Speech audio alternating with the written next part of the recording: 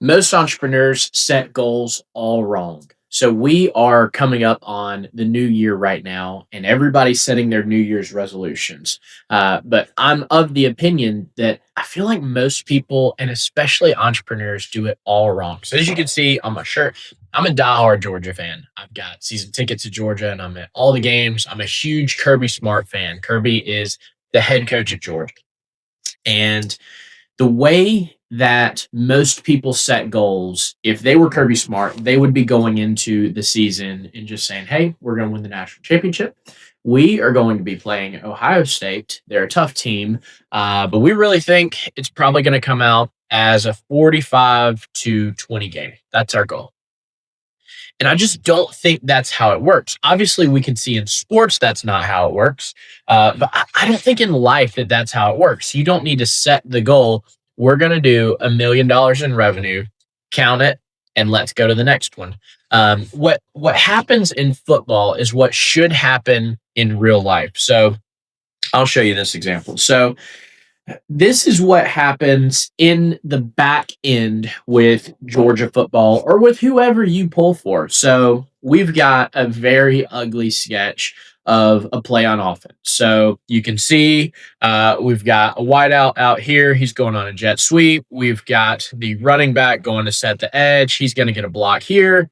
We've got the wideout out here who's planning on getting a block, and we've got a lane. So obviously we're going to have safety somewhere in here coming downhill.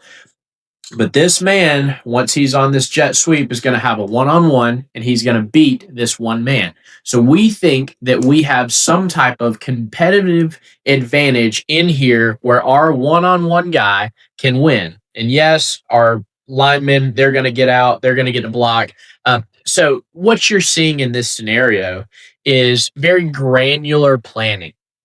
And so you don't go into a football game saying, yeah, we think that we're going to win 45-20 and you can just count it. No, you go into a football game saying, okay, I think that they're weak on the edge, or we think that they can't stop us in the middle running the ball. We think that we're going to be a lot more physical than them. So we're going to control the clock. We're going to control tempo. We're going to run the ball. We're going to keep their offense off the field so that they can't get into a rhythm. We're going to control the time of possession and then win the football game. And I really think that that's how it should happen in business and setting goals. So rather than set the goal of we're going to do $1 million in revenue, or I'm going to clear $1 million in net income, I really think it should be small activity-based goals. So rather than set those high, lofty ones, just say, hey, every single day this week, I'm going to record 5 Loom proposals that I send out to a client. Personalized proposals with exactly how we're going to help their business. So I think most people set outcome-based goals, and I really think it should be input-based. So you should set an input-based goal on this is exactly what I am going to do every single day. Because a lot of times you can't control the outcomes. Yes, they come as kind of a summary or as a result of everything that happened prior to it.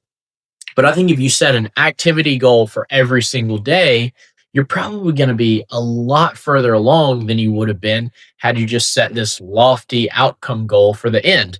And so the way that I do my goals each year, I like to do life goals. And this is an acronym. So life goals is a way that I can try and balance all aspects of life. Because if I just go in on my business, I'm going to be a crappy person or pretty unfulfilled.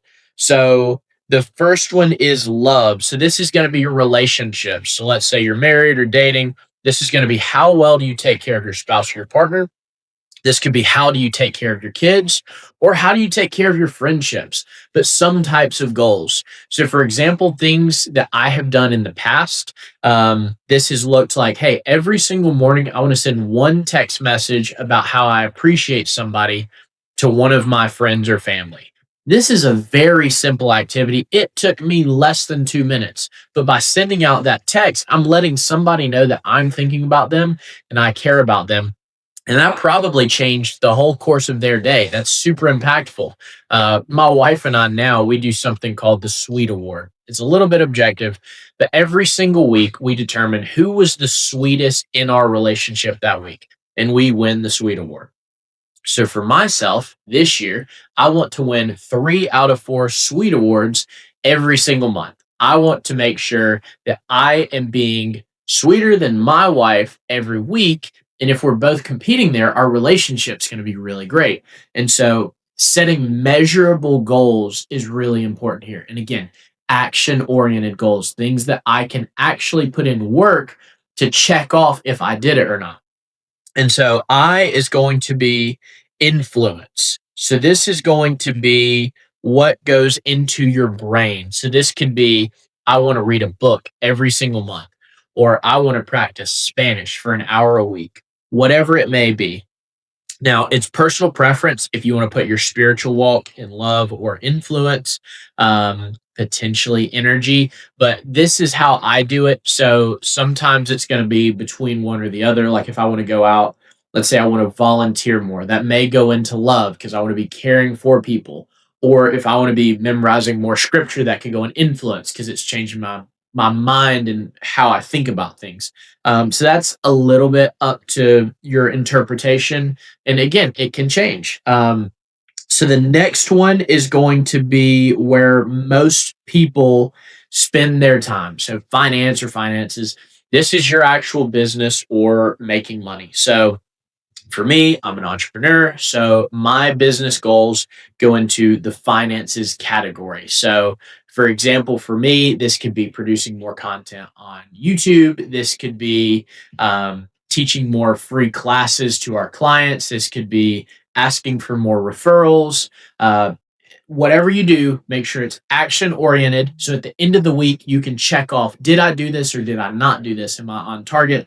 And then make it measurable. Don't just say, I want to create a better customer experience. You need to have a way to measure that. And then our final piece is energy. So this is going to be anything fitness related. So don't just say, I want to get in better shape this year.